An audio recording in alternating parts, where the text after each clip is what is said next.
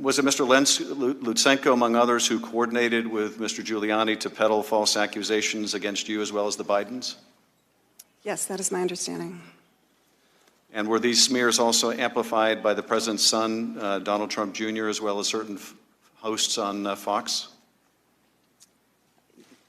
Yes, yes, that is the case. In the face of this smear campaign, did colleagues at the State Department try to get a statement of support for you from Secretary Pompeo? Yes. Were they successful?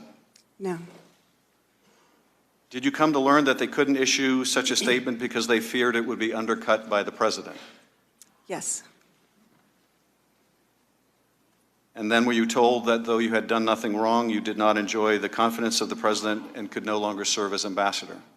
Yes, that is correct.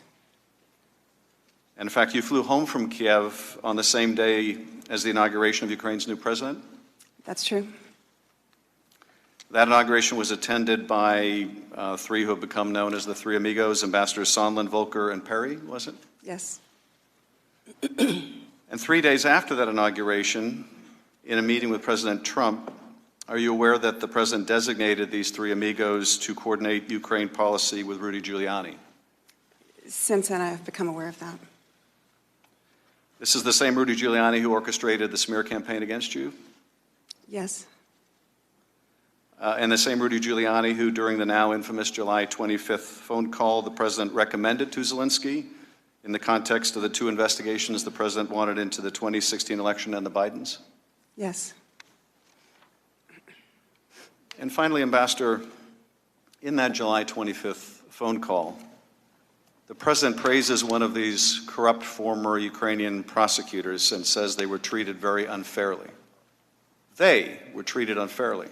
Not you, who was smeared and recalled, but one of them.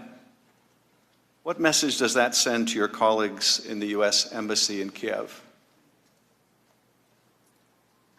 I'm just not sure what the basis for that kind of a statement would be. Certainly not from our reporting over years. Did you have concern, though, or do you have concern today about what message the president's action sends to the people who are still in Ukraine representing the United States when a well-respected ambassador can be smeared out of her post